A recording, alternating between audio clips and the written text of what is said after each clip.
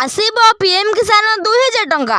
जो माने पीएम किसान हिताधिकारी होइथिबे सेमानंग पई आसिला खुशी खबर। आसीबा को जाउछि 23तम किस्तिर 2000 टंका। ताहा छडा एबे भी अनेक हिताधिकारी अछंती जो माने किसान योजना अधीन शामिल होई नांती, अर्थात सेमाने नुआ अप्लाई करबा को चाहुथिबे सेमाने मध्य करि परिबे। ए नै जारी हला किछि नुआ सूचना वीडियो रे जानिबा, तेनु वीडियो सेबंता देखंतु। आपण माने जानि रखंतु पीएम किसान 22तम किस्तिर टंका 13 मार्च 26 रे सरकार मध्य पैठ करथिले।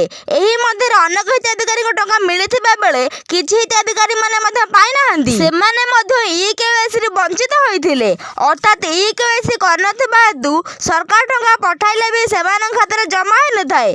तेनु आपण भी जने पीएम किसान हिताधिकारी तेबे जानि रखंतु ईकेवाईसी करिबा रहिछि बाध्यतामूलक। तथापि जेउ हिताधिकारी एथिरे शामिल होई नाहंती बा नुआ अप्लाई करबा को चाहुथिबे पीएम किसान पोर्टाल मध्य चालू अछि, तेबे सेमाने चाहिले जे कोनो जनसेवा केंद्र हेउ किबा मो सेवा केंद्र को जाई ऑनलाइन जगह आवेदन करि परिबे, जहा कि अप्रूव होला परे आगामी आसीबाक थिबा 23तम किस्तिर 2000 टंका मध्य पाइ परिबे। ताहा छडा जदि आपण माने भाबुथिबे काहा को मिलिबा ए टंका, एथि पई वेबसाइट रे लिंक हम डिस्क्रिप्शन रे देइछु, आपण माने जेमे चेक करि परिबे।